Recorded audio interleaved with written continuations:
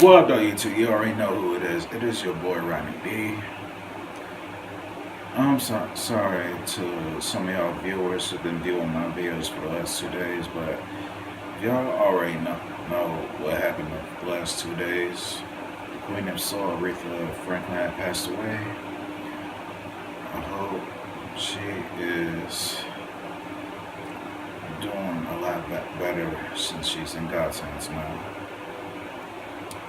Rest in peace to Queen of Soul. I hope she does better with God. Also, I know y'all looking at my Falcons t-shirt, even though the Falcons have flopped last night thanks to a couple of rookie quarterbacks. Boy, Banker really flopped hard. I'm gonna tell y'all, yesterday it was just 14 to 3 or 14-0. By the time at halftime, I took a shot and come out to hear that Chiefs had a lead at 17 or 14. Well, I was pressed. But this is not time. Today we're going to be taking a look at the death battle between Carnage and Lucy. It's Marvel versus Elfen. And if anything, I'm putting my bet on Lucy to see if Carnage can actually survive a battle with her. The link to the video is in the description down below. It is owned by Screw Attack, so let's get into it.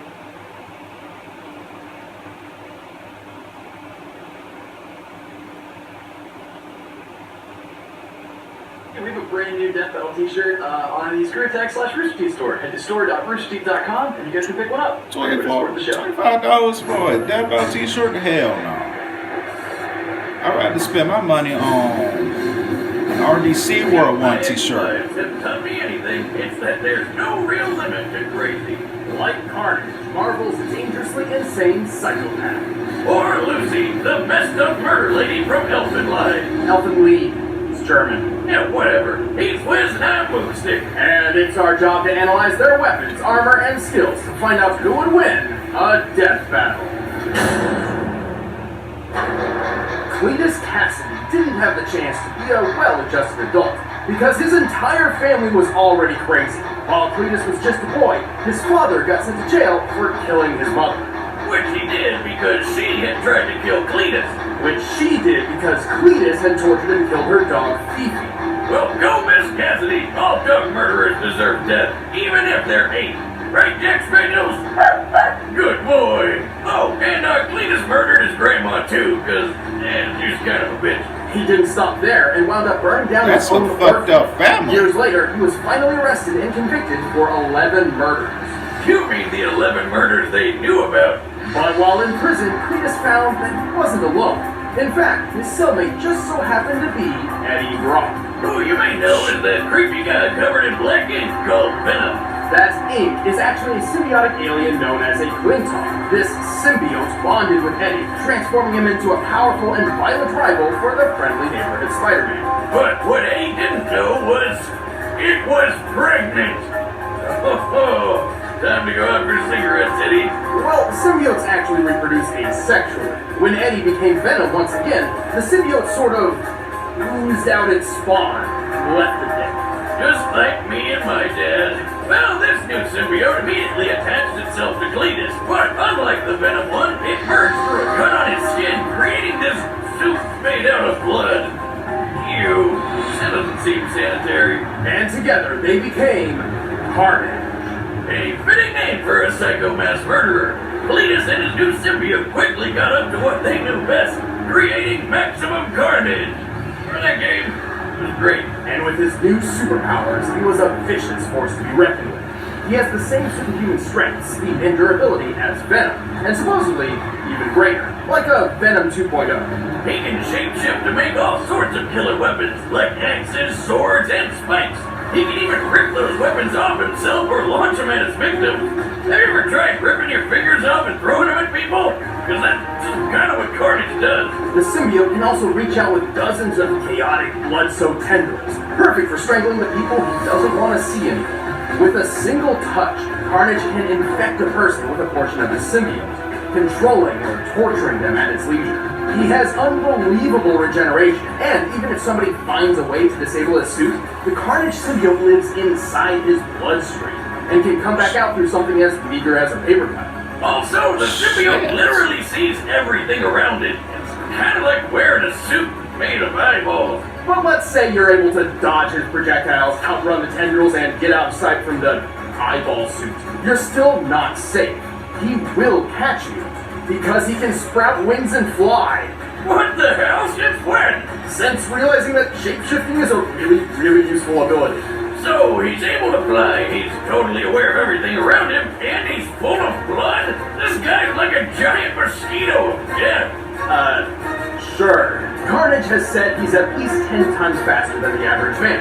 But that's pretty modest, because Venom has shown he can move fast enough to catch up to a bullet after it's fired. And Carnage is frequently shown to be as fast or even faster than him. This puts Carnage over 1,500 miles per hour, over twice the speed of sound. He's lifted a 50-ton tank, and he can overpower Spider-Man, whose best supported strength feat was lifting that giant machine thing that weighed as much as a 1965 locomotive.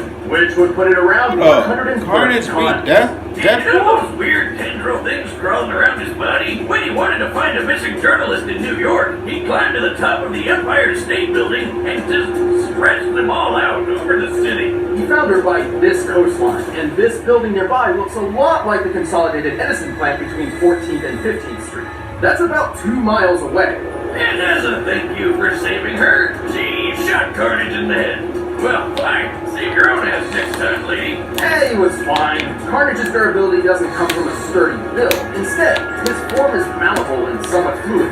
Technically, his human body still exists somewhere in that massive blood, flesh, and writhing tentacles, but even when he's hit by a train, struck by missiles, or blasted apart by a tritium bomb, he can always just pull himself back together.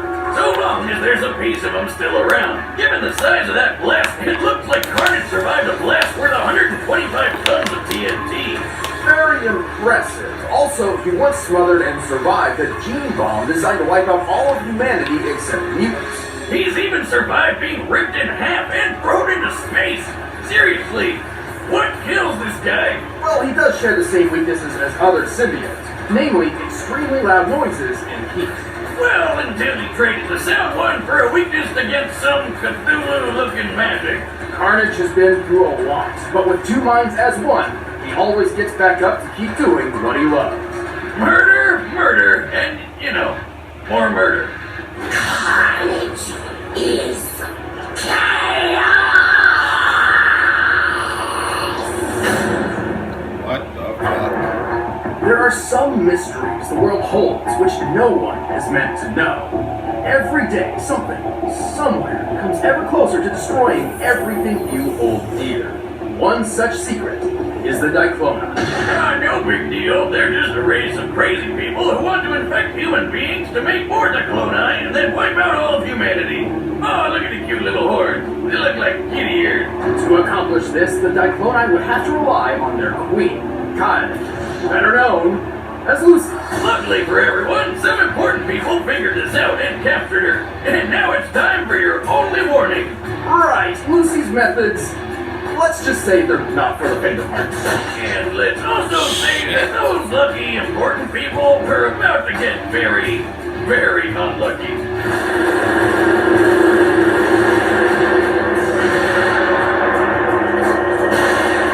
Jesus Christ, what's happening? To truly understand, let's take a step back. As an infant, Lucy was abandoned by her parents and left alone to suffer a life of constant discrimination. It was the horns, wasn't it? Right, even the average kid hates growing up in an orphanage, but it was especially painful for her. Until she found a stray puppy and decided to take care of it. That adorable little critter and her became best friends. And then the other kids from the orphanage went out and beat it to death and forced her to watch. No, fucked up. No shit, she Fuck wants that to shit kill is. everyone. Go ahead, Lucy. Tear up those little bastards.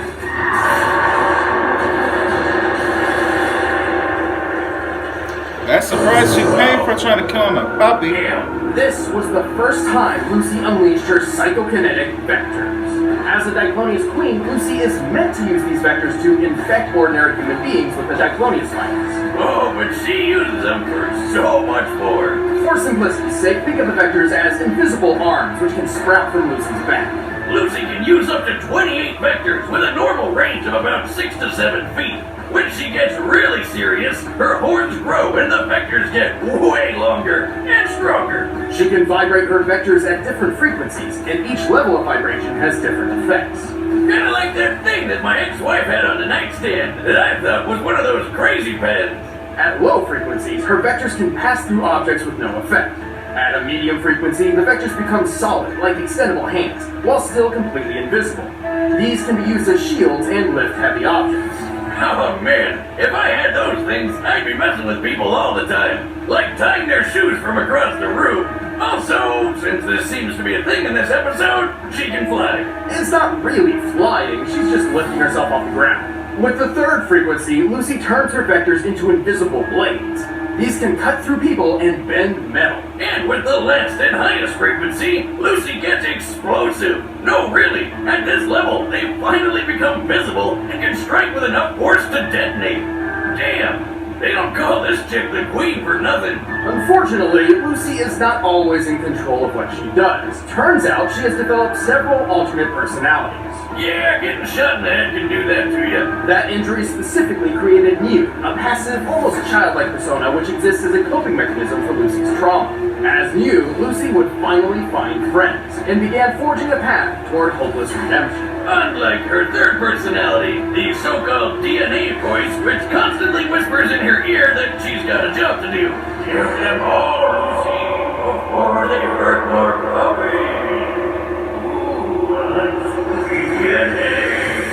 She could do it too. Lucy's fast enough to block bullets from a point-blank range. And once, she actually saved herself from a bullet after she had already been shot. As in, while the bullet was traveling between her skin and her heart. It looks like she's getting shot by an MP5, which fires bullets at nearly 900 miles per hour. With her body type, the distance between Lucy's skin and heart is less than an inch, probably around 2.4 centimeters. Given the bullet speed and the distance her vector would have to reach from her back before the bullet hit her heart, her vector had to move nearly 1,900 miles per hour. That's over twice the speed of sound. She can throw a pen through a guy's skull. Brutal. And even toss this giant boulder. When compared to this guy, Bando, whom we know is 6 feet tall, we can determine the boulder weighs about 75 tons. Her vectors are also tough enough to block a missile from the Air Force. While the exact model of missile is unspecified, it is fairly large and likely an air-to-surface type. I bet it's one of the Air Force's SLAM, or Standoff Land Attack Missile, built off the back of the Navy's Harpoon missile. In fact, the Harpoon is used against a different Diclonius at one point. So this beast slammed into her vector at 500 miles per hour with a 1,000-pound explosive yield, and it didn't even phase her. Even without a vector shield, she survived a pretty nasty explosion herself. So it did knock her out. Impressive, but how about the time she punched through an island? A strike literally compared to nuclear fusion. This kicked up a 100-foot tidal wave and a 9.2 magnitude earthquake. A level so high, there's only been 4 comparable quakes ever recorded. Her vectors can be as wide as buildings and reach into outer space, except that's about when Lucy reaches her limit. Right. As a Diclonius, Lucy has a few severe weaknesses. Her vectors can be nullified if she's struck in the forehead, or if one of her horns are broken. Also, if Lucy pushes herself too hard, she starts to melt. Kinda like ice cream out in the Texas sun. It's not pretty. She's just a big puddle of goop with a face. But she's still a total badass, even at her meltiest. While suffering agonizing pain, she was capable of single-handedly halting a massive military threat, while healing and protecting the person she loved most. Perhaps redemption wasn't so hopeless after all. Hey, let's watch her kill some more people.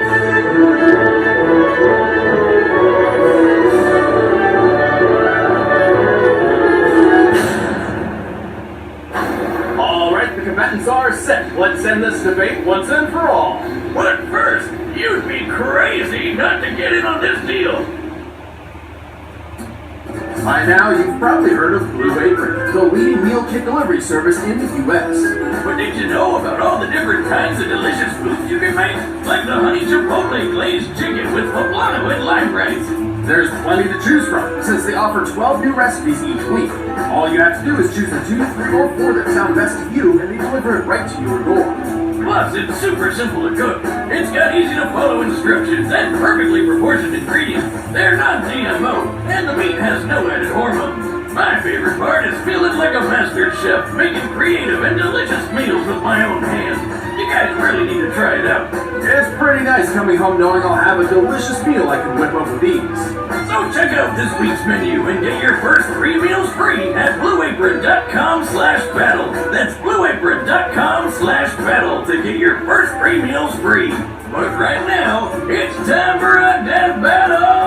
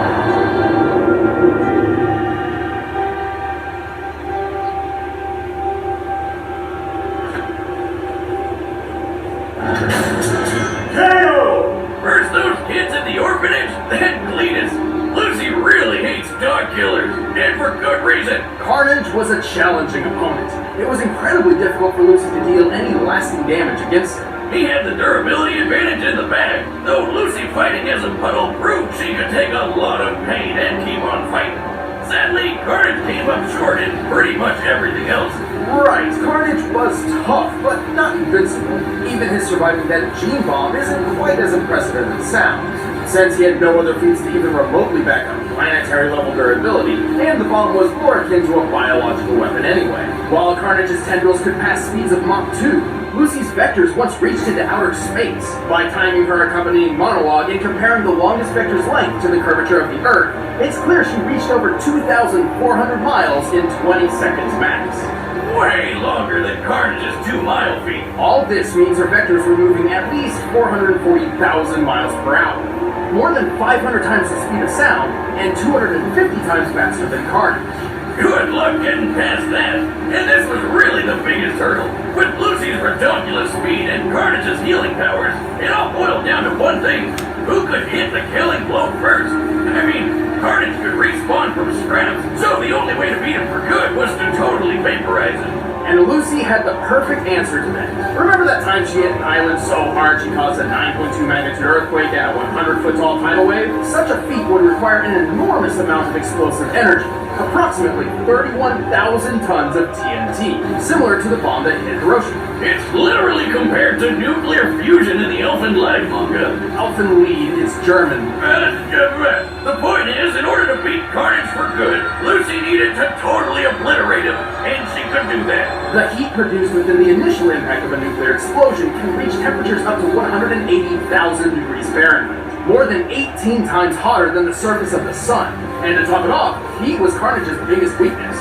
Even if Lucy's explosive force was just a fraction of this, it would still have been far too much for him. She just needed to smack him before he could power through her vectors, which chances were pretty slim for that happening anyway, because there's a bunch of them and they're so damn fast. Hitting Carnage with a big explosion punch was way easier. Cletus and his symbiote may have had the endurance, but Lucy's space-worthy speed, overwhelming presence, and nuclear strength won the day.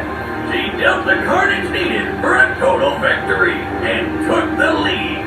There, I said it right, Wiz. Happy? The winner is Lucy. Always bet on Lucy. You're going Thanks into for that watching, battle and if you against enjoyed the fight, you can get a Carnage. first membership and watch our commentary by clicking that box over. Thank you, Chad. And if you want the battle music from this episode, you can get it in the link in the description below. You're not Chad.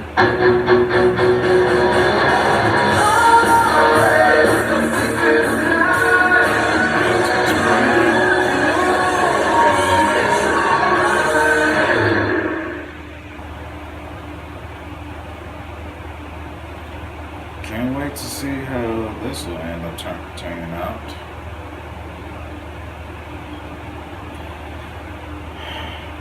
Man, I knew Lucy would win. Something told me that she would.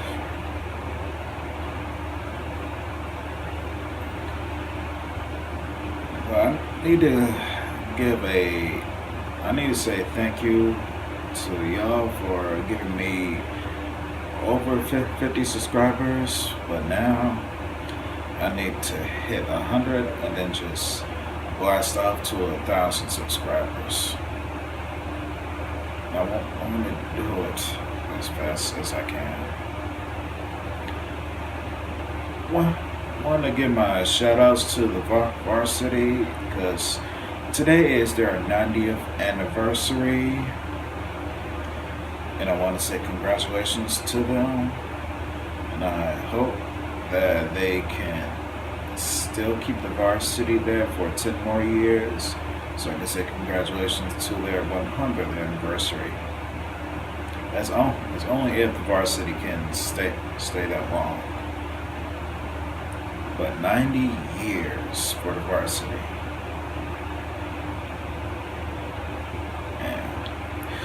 Post your comments down below. Make sure to also like, comment, and subscribe. Follow your boy at Twitter at Diesel687. This is your boy Ronnie D.